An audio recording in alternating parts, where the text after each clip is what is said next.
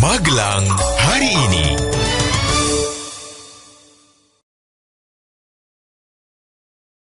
Halo warga Magelang, senang sekali saya Lovi Lovado bisa kembali menjumpai Anda dengan rangkuman-rangkuman berita terbaru seputar Magelang di Magelang hari ini. Baik, langsung saja kita mulai berita yang pertama.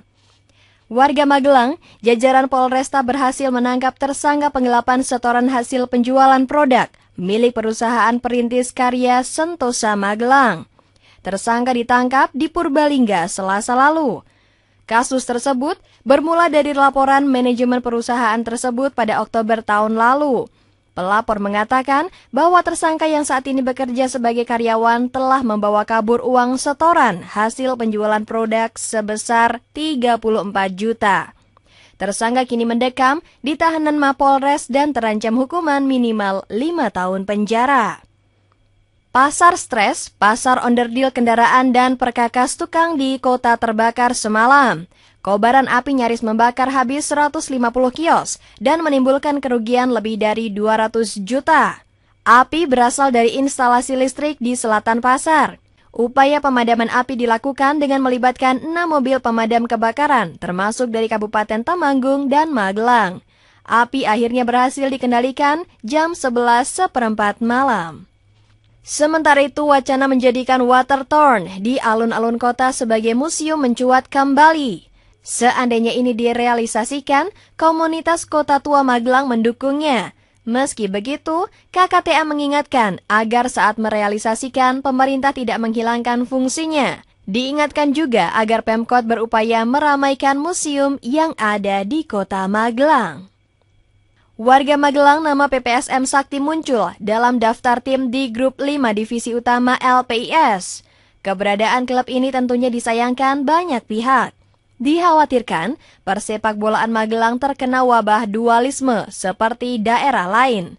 Supporter PPSM, Simolodro, menegaskan sikap mereka bahwa mereka hanya ingin ada satu klub, yakni PPSM yang menginduk pada PT LPIS atau putaran divisi utama PSSI.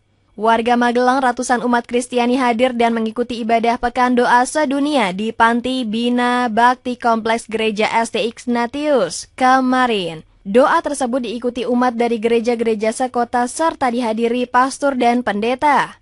Pekan Doa Sedunia tahun ini dimulai 18 Januari lalu dan berakhir hari ini.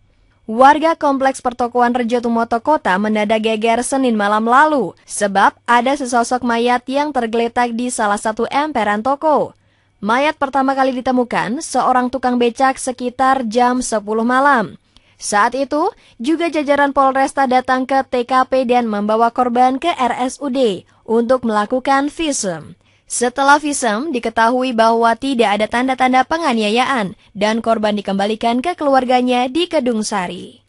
Warga Magelang perbaikan jembatan Banar yang ambles belum selesai. Rekanan masih memasang karet bantalan di tiang penyangga Gelagar di tengah alur Kali Elo. Kabid Bina Marga DPU ESDM Kabupaten mengatakan karet bantalan yang dibutuhkan 10, tetapi sampai Sabtu baru tersedia 8. Sementara itu, anggota Komisi C Dewan Kabupaten menilai pembuatan jembatan di alur baru itu bermasalah sejak awal, mulai dari perencanaan sampai dengan pengerjaannya. Kita menuju ke berita yang terakhir. Polisi menetapkan HS asal Medan, anggota komplotan perampok kantor Mayora, Tempuran dalam daftar pencarian orang. Dia berhasil kabur saat akan ditangkap. Kasat Reskrim Polres mengatakan komplotan tersebut beraksi lintas provinsi. Untuk melengkapi berkas pemeriksaan, pihak Polres berkoordinasi dengan Polda Jateng. Warga Magelang telah Lovi hadirkan berita-berita teraktual seputar Magelang di Magelang hari ini. Anda bisa kembali mengupdate berita-berita terbaru setiap harinya.